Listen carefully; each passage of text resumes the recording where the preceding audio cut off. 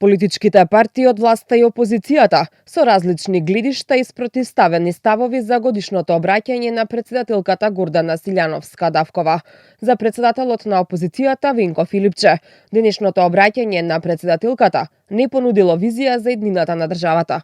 Како што рече Филипче, Силјановска-Давкова во говорот дала отворена поддршка на најкорумпираната влада во Европа, која ја води Македонија кон изолација и кон така наречениот српски свет. Жалам што председателката избра да застане на страната на најкорумпираната и криминална влада во историјата на држава и во овој момент во Европа.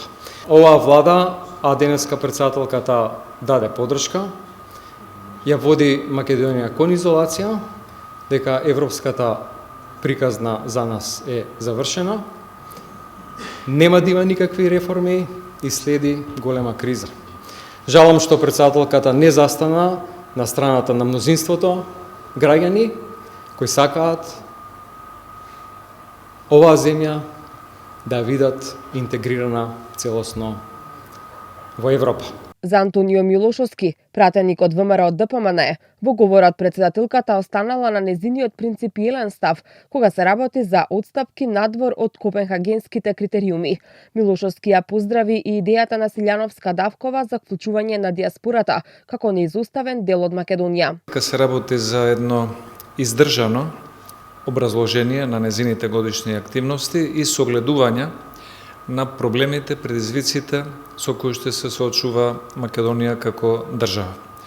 Она што е важно да се напомене е незиниот принципиелен став, кој што се совпаѓа со мислењето на големото мнозинство на граѓани во Македонија, а тоа е дека нашата определба се европските интеграции и немаме дилема околу целта, но во исто време со наметнувањето на билатерални прашања надвор од копенхашките критериуми, дилемата е известноста на патот до целта. Власта и опозицијата имаа спротивставени ставови по говорот на председателката и во однос на квалитетот на живот на граѓаните во Македонија, поскапувањето на струјата и заложбата да делегира представници во судскиот совет.